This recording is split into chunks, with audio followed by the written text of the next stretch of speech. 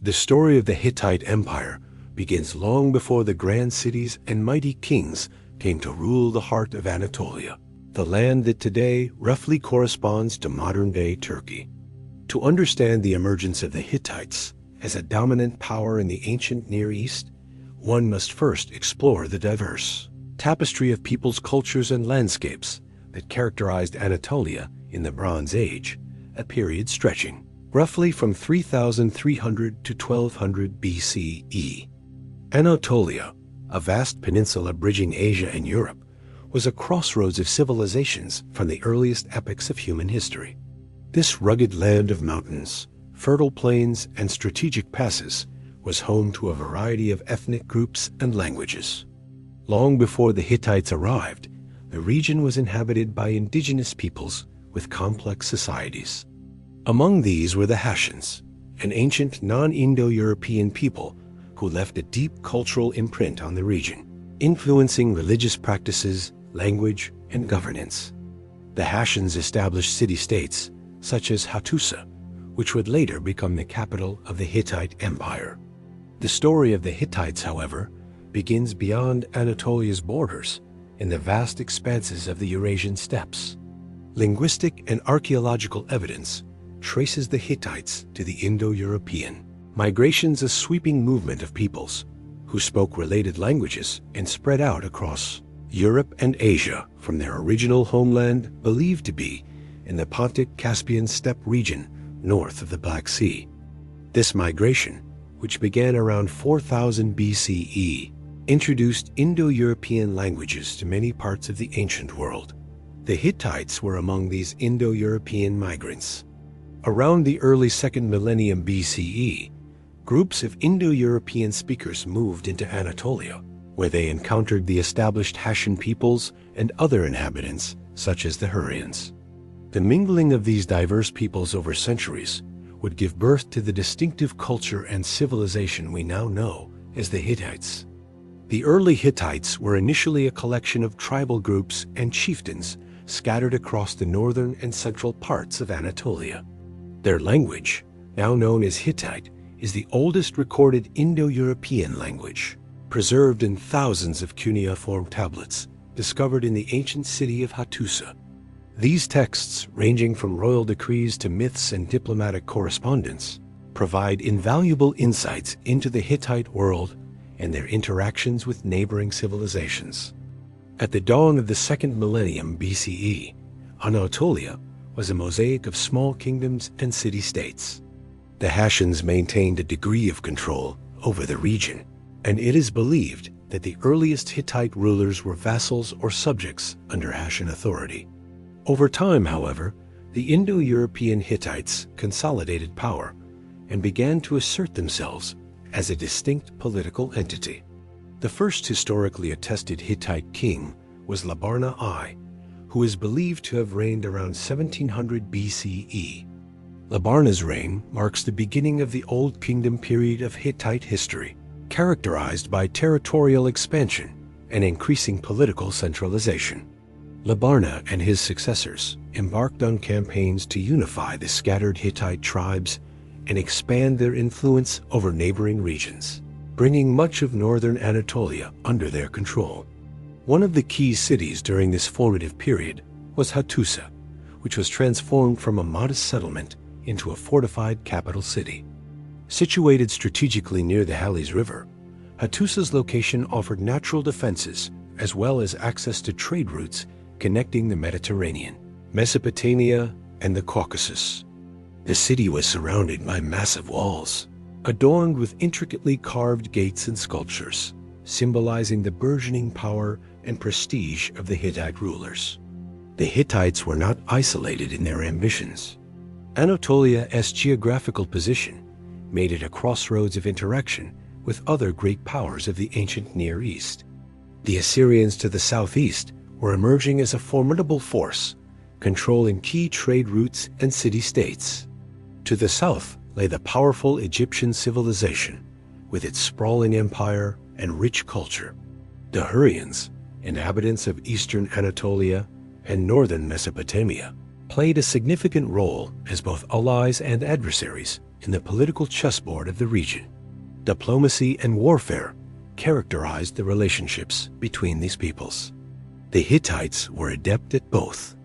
Their diplomatic correspondence, preserved on clay tablets, reveals treaties and alliances forged with neighboring kingdoms, including marriage alliances and trade agreements. However, military campaigns were equally critical to their expansion and consolidation of power. One of the early challenges for the Hittites was the control of the region of Kitsuatna in southeastern Anatolia, a land inhabited by the Hurrians and a vital area for controlling trade routes to Syria and Mesopotamia. The Hittites' struggle to dominate this area led to prolonged conflicts and shifting alliances.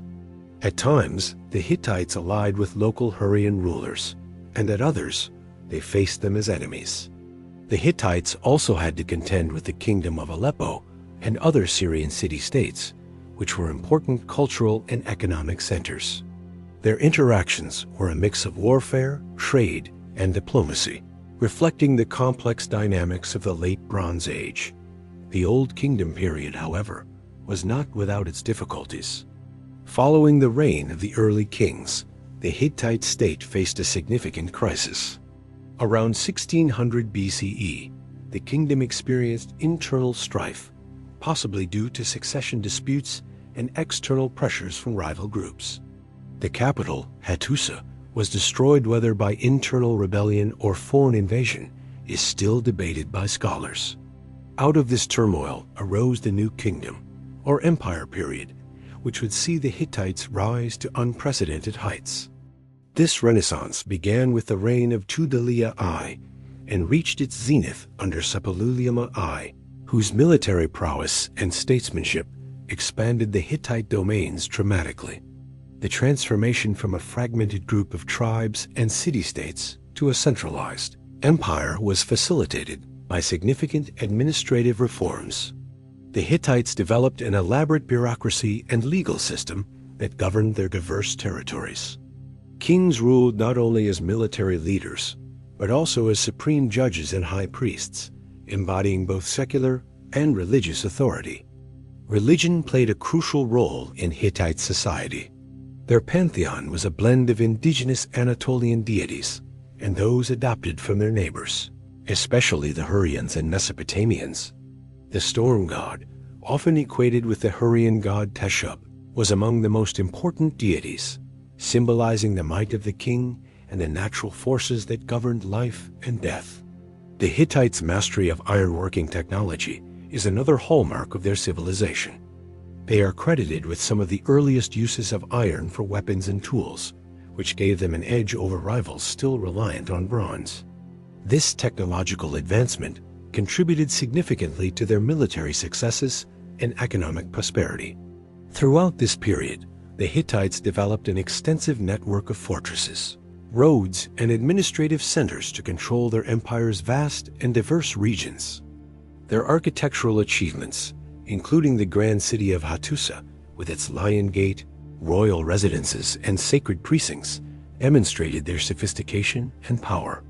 By the middle of the second millennium BCE, the Hittites had firmly established themselves as one of the major powers of the ancient Near East, competing with Egypt, Babylonia, Assyria, and the Mitanni kingdom for influence and control. Their legacy is preserved not only in archaeological ruins and monumental inscriptions, but also in the epic stories and treaties they left behind, documents that provide a vivid glimpse into the politics, culture, religion, and daily life of a civilization that shaped the course of history. In this first part of our journey into the Hittite Empire, we have seen the birth of a people from the migrations of the Indo-European steppe, their settlement in Anatolia, the blending with local cultures, the rise of kings and kingdoms, and the early struggles that forged a mighty empire. The coming chapters will explore the zenith of Hittite power, their legendary kings, their conflicts and alliances with Egypt and other great powers, their cultural achievements, and ultimately, their decline and fall. Following the turbulent years of the Old Kingdom's collapse, the Hittite Empire entered a remarkable era of resurgence and expansion, known to historians as the New Kingdom, or the Empire period.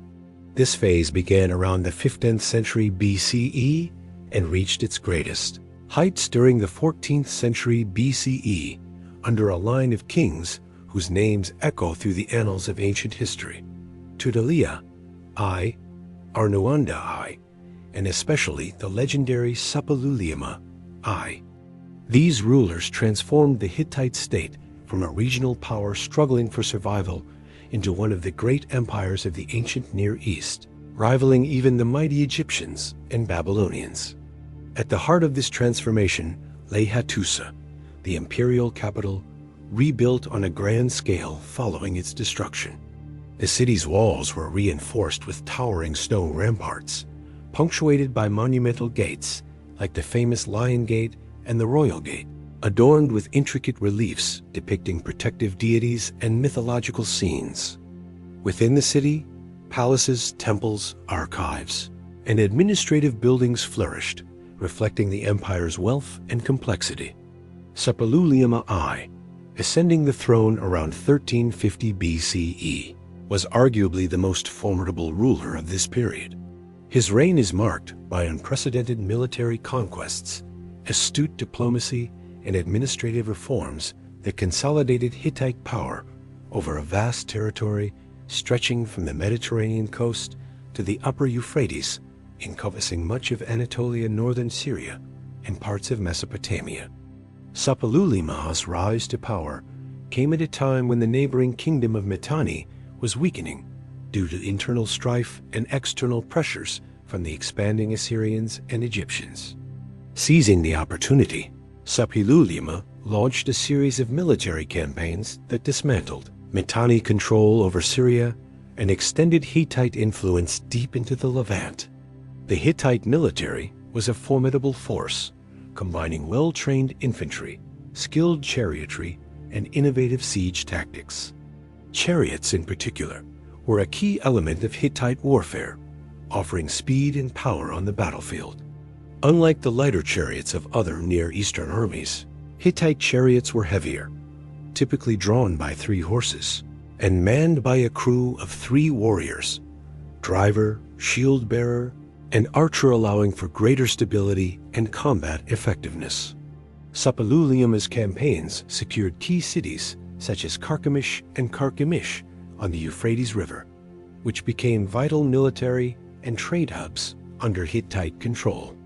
The empire also extended influence over Alak and Ugarit on the Mediterranean coast, facilitating access to maritime trade routes and resources. However, the Hittites were not merely conquerors. They were skilled diplomats who understood the importance of alliances and treaties in maintaining a vast and diverse empire. One of the most famous diplomatic achievements of the Hittite Empire is the Treaty of Kadesh, signed around 1259 BCE between Hattusili III, Suppiluliuma's successor, and Ramesses II of Egypt after the famous Battle of Kadesh. This treaty is considered one of the earliest known surviving peace agreements in history and exemplifies the Hittites' sophisticated approach to international relations. It stipulated terms of mutual non-aggression, the extradition of fugitives, and clauses for military assistance against third parties. The treaty's text survives in both Egyptian hieroglyphs and Hittite cuneiform, underscoring its significance and the bilateral nature of the accord. The Battle of Kadesh itself, fought near the Orontes River in Syria, was a massive clash between 2 superpowers vying for control over the Levantan territories. Although the battle ended inconclusively, with both sides claiming victory, it showcased the strategic importance of chariot warfare and the complex diplomacy of the late Bronze Age. The Hittite kingship was deeply intertwined with religion and ideology. The king was seen as the earthly representative of the storm god, the chief deity of the Hittite pantheon, and held sacred responsibilities for maintaining cosmic order and justice. This divine kingship reinforced the ruler's authority and justified his military campaigns and political decisions. Under Suppiluliuma I and his successors, the empire's administration became increasingly centralized. The king relied on a network of provincial governors, known as Punko, who managed local affairs and ensured loyalty to the crown. The Hittite legal system, preserved in extensive law codes, was remarkably advanced for its time, addressing civil, criminal, and religious matters with a combination of harsh penalties and compensatory fines. Despite its power, the empire faced ongoing challenges from both within and outside its borders. Internal dissent, succession disputes, and the difficulty of governing a vast, multi-ethnic realm tested the resilience of Hittite rulers. Moreover, the rise of new powers, such as the Assyrians in northern Mesopotamia, presented constant military and diplomatic threats. Assyria, under kings like Ashur-uballit I, grew increasingly assertive, reclaiming territories lost during Mitanni's decline and clashing periodically with Hittite interests. These interactions were marked by fluctuating alliances, warfare, and trade, reflecting the dynamic and often volatile political landscape of the ancient Near East. The Hittites were also patrons of culture and learning. Their scribes compiled vast archives of diplomatic correspondence, myths, legal texts, and ritual instructions. These cuneiform tablets, discovered in the early 20th century during excavations at Hattusa, have been instrumental in reconstructing Hittite history and understanding their worldview. Among the myths preserved are tales of the storm god's battles against the serpent Ilyanka, stories of divine kingship, and creation myths that reveal the blending of Hittite, Hurrian, and Mesopotamian religious traditions. This syncretism illustrates the Hittites' openness to foreign influences and their role as cultural intermediaries between East and West. Economically, the empire thrived on agriculture, animal husbandry, and trade. The fertile lands of Anatolia supported crops like barley, wheat, and grapes, while the region's rich mineral resources, including silver and copper, fueled crafts and metallurgy. Trade routes connected the Hittite heartland with distant lands, bringing goods such as timber, precious metals, and luxury items into the empire. The strategic location of Anatolia also made it a vital corridor for the exchange of ideas, technologies, and peoples. The Hittites contributed to the spread of ironworking technology, which gradually supplanted bronze in tools and weapons, a shift that would have profound implications for the ancient world. Despite the empire's many achievements, it was a society deeply shaped by the realities of war and power politics. Military campaigns were frequent and often brutal, involving sieges, raids, and battles that could devastate cities and countryside alike. Yet the Hittites also recognized the value of stability and sought to establish peace through diplomacy whenever possible. The reign of Mursili II, son of Suppiluliuma I, illustrates this balance between war and diplomacy. Mursili II conducted successful military campaigns to secure the empire's borders, particularly against rebellious vassals and encroaching enemies. But he also invested in rebuilding cities, restoring temples, and codifying laws that promoted social order. Mursili's annals, preserved on tablets, provide a vivid account of his reign, including details of battles, religious ceremonies, and even personal reflections on the challenges of kingship. These texts humanize the Hittite rulers, revealing their ambitions, fears, and sense of duty. As the empire expanded, so too did its diplomatic reach.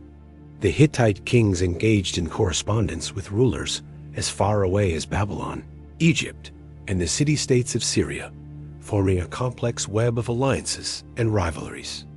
Royal marriages were a common tool of diplomacy, cementing ties between the Hittites and neighboring dynasties. One notable example is the marriage of Hittite princesses to Egyptian pharaohs, which symbolized political alliance and mutual recognition of power. These exchanges highlight the interconnectedness of the ancient world and the Kowi, sophisticated statecraft practiced by the Hittites. In sum, the New Kingdom period of the Hittite Empire was a time of great achievement and influence. The empire's military prowess, diplomatic acumen, cultural richness, and administrative sophistication positioned it as a central player in the Bronze Age Near East. Yet beneath this surface of power lay the seeds of future challenges. The pressures of maintaining a vast, diverse empire, combined with external threats and internal complexities, would test the resilience of the Hittite state in the centuries to come.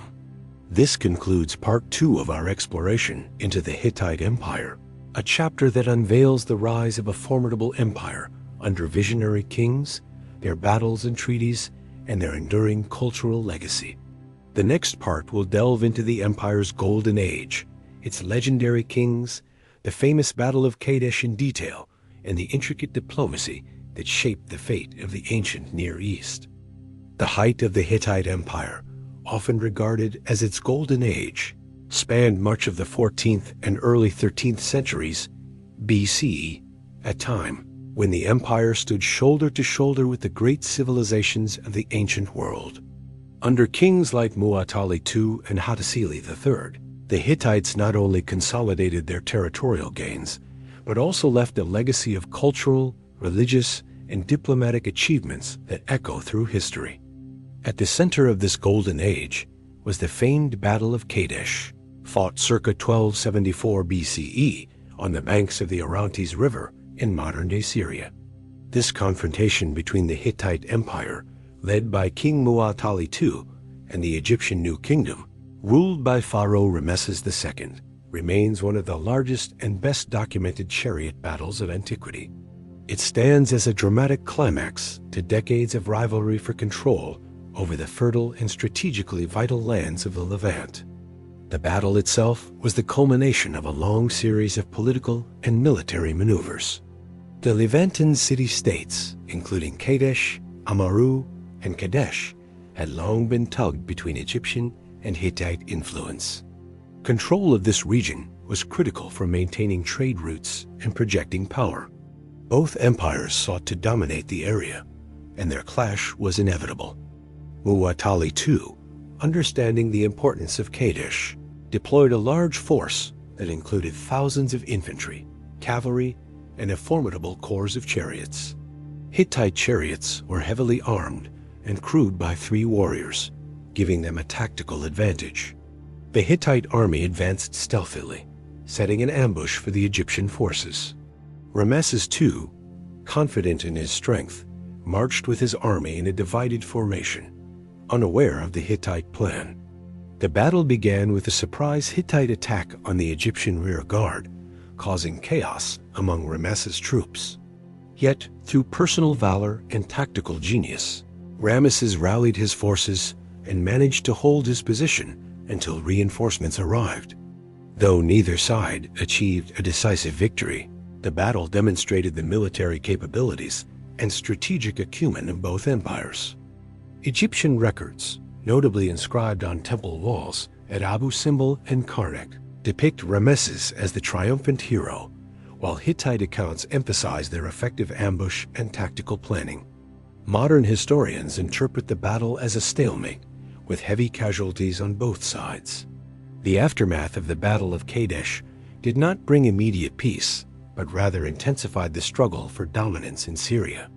Over the next decade, both empires engaged in intermittent skirmishes and political maneuvers. Eventually, diplomacy prevailed, culminating in the signing of the Treaty of Kadesh during the reign of Muwatalli's successor, Hattusili III. The treaty was groundbreaking for its time, establishing peace, mutual defense, and cooperation between 2 great powers. It also set precedents in international law and diplomacy, such as clauses regarding prisoner exchange and non-aggression. Copies of the treaty were inscribed in both Hittite cuneiform and Egyptian hieroglyphs, underscoring its significance. Beyond warfare and diplomacy, the golden age of the Hittite Empire was marked by flourishing culture and religious development. The Hittite religion was a complex amalgamation of native Anatolian beliefs, Hurrian deities, and Mesopotamian influences. Their pantheon included storm gods, sun gods, goddesses of fertility, and a host of spirits and demons. Rituals and festivals were essential aspects of society, reinforcing social order and the king's divine mandate. One prominent feature of Hittite religion was its inclusivity. The Hittites incorporated gods and rituals from conquered peoples into their own religious framework, a practice known as syncretism. This not only fostered unity across the empire's diverse populations, but also enriched their cultural tapestry. Architecturally, the Hittites excelled in constructing monumental structures. The city of Hattusa, with its massive stone walls, royal citadels, and sacred precincts, stands as a testament to their engineering prowess. The Lion Gate, adorned with fierce lion sculptures, served both defensive and symbolic functions, embodying protection and royal power. Hittite art often featured motifs drawn from nature and mythology, including lions, bulls, and dragons. Relief carvings on palace walls depicted scenes of hunting, warfare, and religious ceremonies, offering insights into the values and daily life of the Hittite elite. The empire was also known for its sophisticated legal system. The Hittite laws, preserved in clay tablets, covered a broad range of civil and criminal matters, including property rights, marriage, inheritance, and theft. Punishments varied from fines to corporal penalties, reflecting a balance between justice and pragmatism. The laws emphasized compensation and restitution over retribution, revealing a society concerned with social harmony. In the realm of language and literature, the Hittites contributed significantly to the preservation and dissemination of Indo-European languages. Their archives contain myths, epic tales, and hymns that illuminate their worldview. Among these is the Song of Uli Kumi, a Hurrian Hittite myth about a stone giant threatening the gods, symbolizing the eternal struggle between order and chaos. The Hittite scribes were highly skilled and maintained extensive diplomatic correspondence with other great powers, including Babylonia, Assyria, and Egypt. The Amarna letters, discovered in Egypt, contain many messages from Hittite kings, revealing the intricate web of alliances, marriages, and rivalries that defined international relations during this period. Economically, the empire was supported by a well-developed agricultural system, mining activities, and long-distance trade. Anatolia's rich deposits of metals, such as silver, copper, and iron, fueled the production of weapons, tools, and luxury goods. Trade routes connected the Hittites to the Aegean, Mesopotamia, and the Levant, facilitating cultural and commercial exchanges. Despite these achievements, the empire faced persistent challenges. Internal power struggles, succession disputes, and regional revolts tested the cohesion of the state. The growing threat of the Sea Peoples, a confederation of maritime raiders, added external pressure that would eventually contribute to the empire's decline. The reign of Hattusili III, successor to Muwatalli II, exemplifies the complex dynamics of power and diplomacy during this golden age. After a contentious succession and a brief civil war, Hattusili III secured the throne and sought to stabilize the empire through peaceful relations, notably formalizing the Treaty of Kadesh with Egypt. He also faced challenges from rebellious vassals and foreign rivals, which he addressed through military campaigns and strategic alliances. His correspondence with Egyptian pharaohs, preserved in cuneiform tablets, reveals a pragmatic ruler balancing war and diplomacy to safeguard his empire's interests. Culturally, the period saw the development of new artistic styles and literary works, blending Hittite traditions with those of neighboring peoples. The influence of Hurrian music, literature, and religious practices is evident, reflecting the empire's role as a melting pot of cultures. As the 13th century BCE progressed, however, signs of strain appeared. Environmental changes, economic difficulties, and increased pressures from external enemies began to undermine the empire's foundations. Despite these challenges, the legacy of the Hittite Golden Age endured, influencing subsequent civilizations and leaving an indelible mark on the history of the ancient Near East. The once mighty Hittite Empire, which had stood as a dominant force in the ancient Near East for centuries, began to face a series of profound challenges in the late 13th and early 12th centuries BCE. These pressures, both internal and external, gradually eroded the empire's stability and power, ultimately leading to its dramatic collapse and transformation into a legacy that would echo through history. By the mid-13th century BCE, the Hittite Empire was at its territorial zenith, controlling vast swaths of Anatolia, northern Syria, and parts of the Levant. Yet, beneath this surface of apparent strength, cracks were beginning to form. Internal political strife increasingly plagued the royal court. Succession disputes became more frequent, with competing factions vying for the throne, weakening the cohesion of central authority. These internal divisions were compounded by growing regionalism, as provincial governors and vassal states asserted more autonomy, sometimes challenging the authority of the king in Hattusa. Economic difficulties also began to weigh heavily on the empire. The late Bronze Age saw disruptions in trade networks that had once been vital to the flow of metals, luxury goods, and essential resources.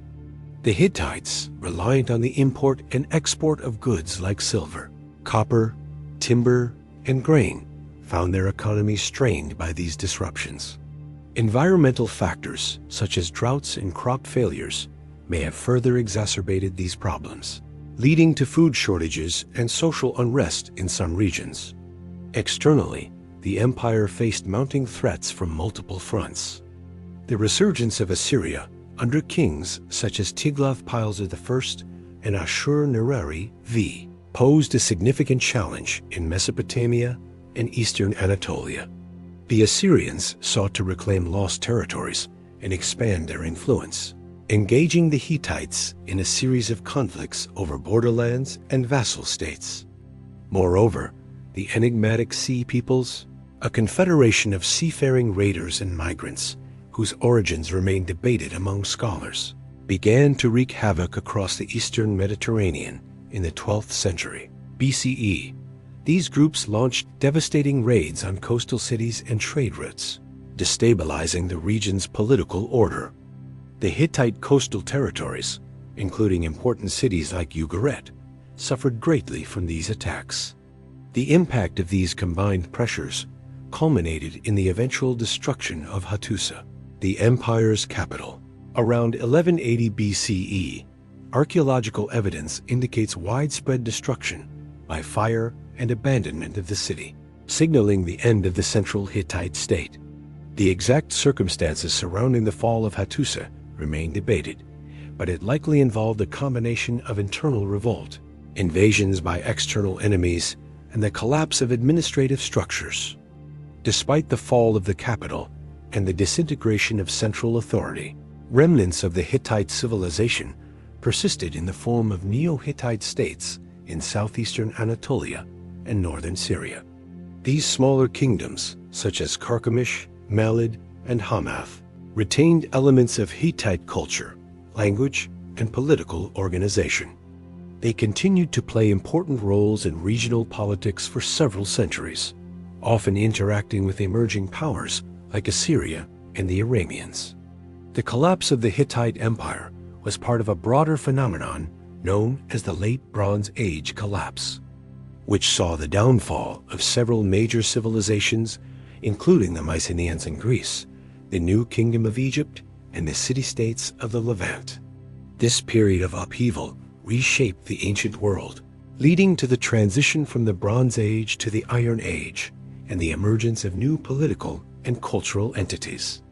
In the aftermath of the empire's fall, much of Anatolia entered a period of fragmentation and decentralization.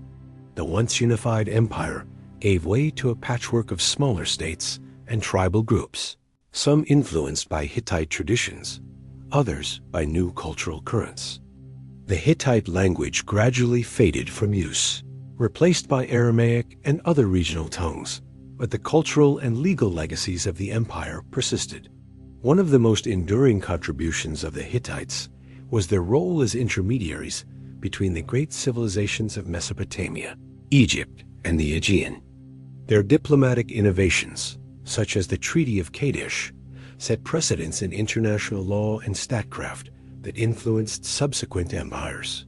Their legal codes, religious practices, and artistic motifs left lasting marks on the cultures that followed. Archaeological discoveries in the 20th century, particularly at Hattusa, have unveiled much about the grandeur and complexity of the Hittite civilization. Excavations have revealed massive fortifications, royal archives containing thousands of clay tablets, and temples adorned with intricate reliefs. These findings have reshaped modern understanding of the ancient Near East and the interconnectedness of its peoples. In literature and popular imagination, the Hittites often remained a mysterious and somewhat overshadowed civilization, eclipsed by their Egyptian and Mesopotamian contemporaries.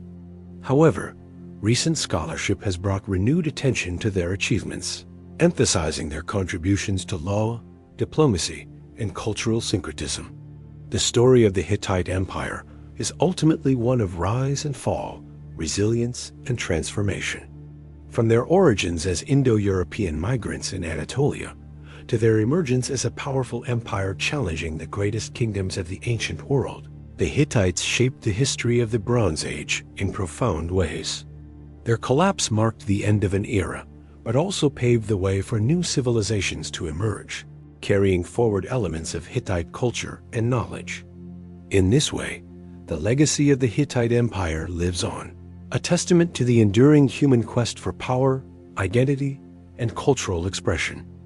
The collapse of the great Hittite Empire around the end of the 12th century BCE did not mark the complete disappearance of Hittite culture or political influence in Anatolia and northern Syria. Instead, it ushered in a new chapter characterized by the rise of smaller successor states, known collectively by modern historians as the Neo-Hittite kingdoms. These states preserved and adapted Hittite traditions, culture, and political structures, acting as vital links between the ancient Bronze Age world and the evolving Iron Age civilizations.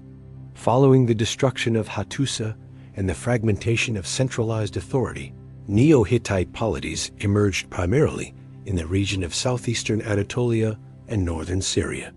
Key among these were the kingdoms of Carchemish, Melid, Malatya, Hamath, Carchemish, and Tabal, each controlling strategic trade routes, fertile lands, and culturally rich centers. These states were often ruled by kings who traced their lineage back to the imperial Hittite dynasty, maintaining continuity in royal ideology and legitimization. Though politically independent, the Neo-Hittite kingdoms were culturally Hittite in many respects.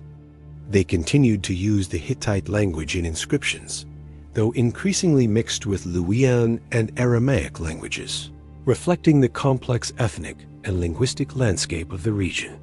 Their art and architecture retained distinct Hittite characteristics: monumental stone sculptures, reliefs depicting gods and kings, and fortified city walls echoing the grandeur of their imperial predecessors.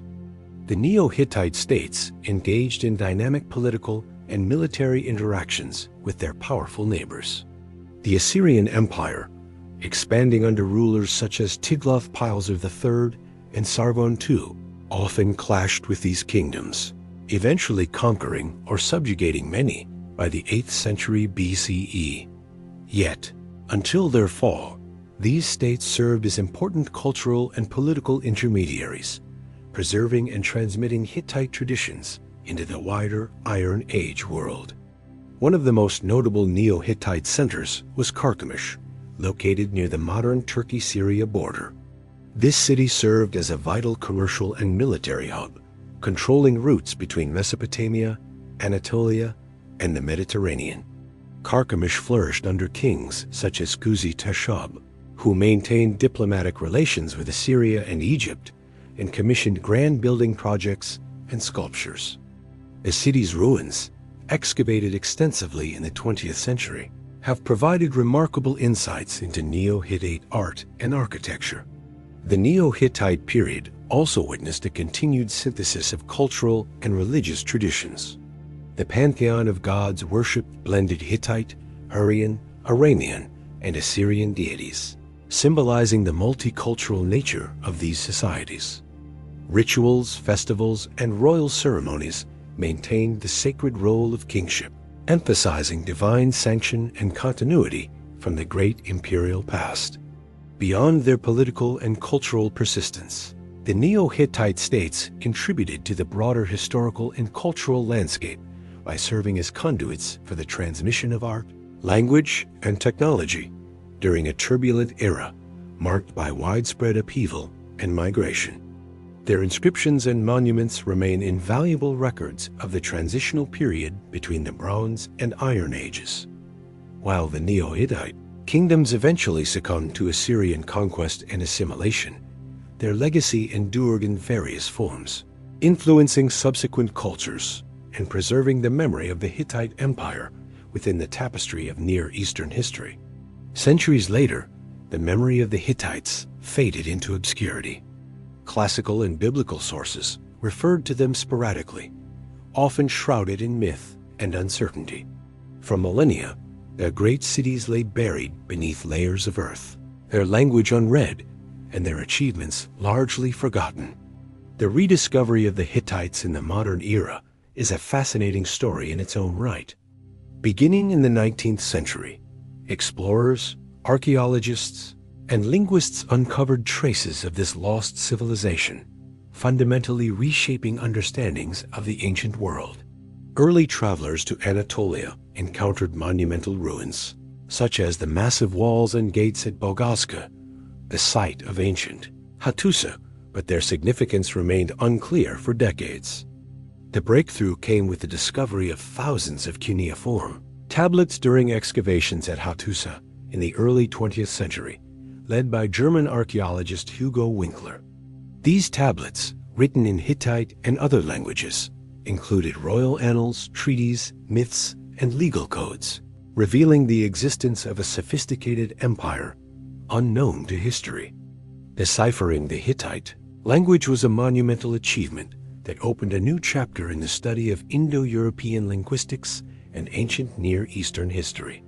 It provided direct access to the voices of Hittite kings, priests, and scribes, illuminating their world in unprecedented detail. Subsequent archaeological work uncovered more about Hittite art, architecture, religion, and daily life. Temples, palaces, fortifications, and artifacts painted a vivid picture of a civilization that was both warrior and diplomat, religious and pragmatic, traditional and innovative. The Hittites' contributions to international diplomacy, legal traditions, and technological advances, such as early ironworking, remain subjects of study and admiration. Their sophisticated treaties influenced later diplomatic practices, including the concept of balanced peace agreements and mutual obligations. In cultural memory, the Hittites have increasingly taken their rightful place among the great ancient civilizations. Their story embodies themes of migration, cultural synthesis, imperial ambition, resilience, and the complex dynamics of power and identity in the ancient world. Modern scholarship continues to explore unanswered questions about the Hittites, from their origins and language relationships to the nature of their religious beliefs and social organization. Ongoing excavations and research promise to deepen understanding of this enigmatic empire. For millions of years, Anatolia has been a crossroads of peoples and cultures, a land of mountains and rivers, empires and legends. The Hittite Empire, rising from the Anatolian highlands to challenge the great powers of the ancient Near East, stands as a testament to human ingenuity, ambition, and adaptability. Their legacy is etched in stone and clay, whispered in myths and treaties, and alive in the languages and cultures that followed. The Hittites remind us that history is not merely the story of kings and battles, but of peoples interconnected across time and space, shaping and reshaping the world in an endless dance of continuity and change. As we conclude our journey through the Hittite Empire has remarkable history, from its Indo-European roots and imperial zenith to its decline and enduring legacy, we are left with a profound appreciation for this ancient civilization's place in the grand tapestry of human history.